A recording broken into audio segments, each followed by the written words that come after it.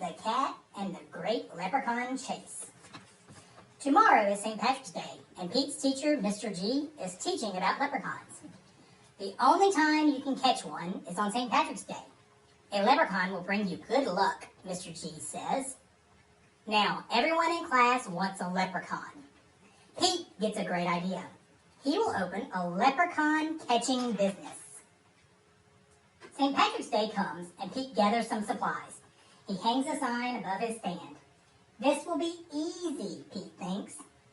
Squirrel is Pete's first customer. I want a leprechaun, Squirrel says. I need good luck for my test. Cool, I'm on it, says Pete. Pete has a plan.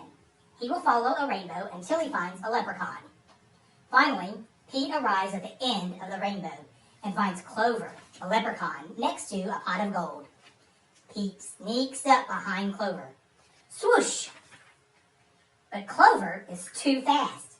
Did you think you could catch me so easily? He asks. Once there was a cat named Pete who thought nabbing some luck would be neat. Then he happened upon a smart leprechaun who will find quite tricky to beat. Clover disappears in a puff of green smoke. Pete will need a new plan. That afternoon, Gus visits Pete's lucky leprechaun catchers. I want a leprechaun, Gus says. I need good luck for a band recital. Pete says, I'll see what I can do. Pete plans to lure Clover out with his music. He plays a jaunty song on his guitar. Before long, Clover dances over to Pete. Just a little closer, Pete thinks.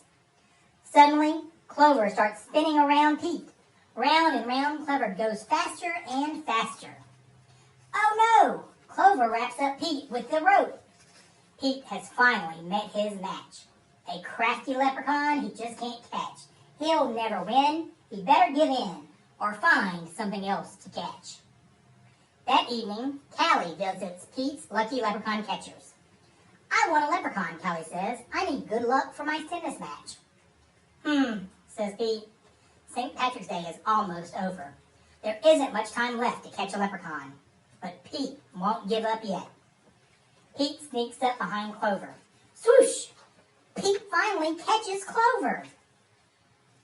Why do you want me? Clover asks.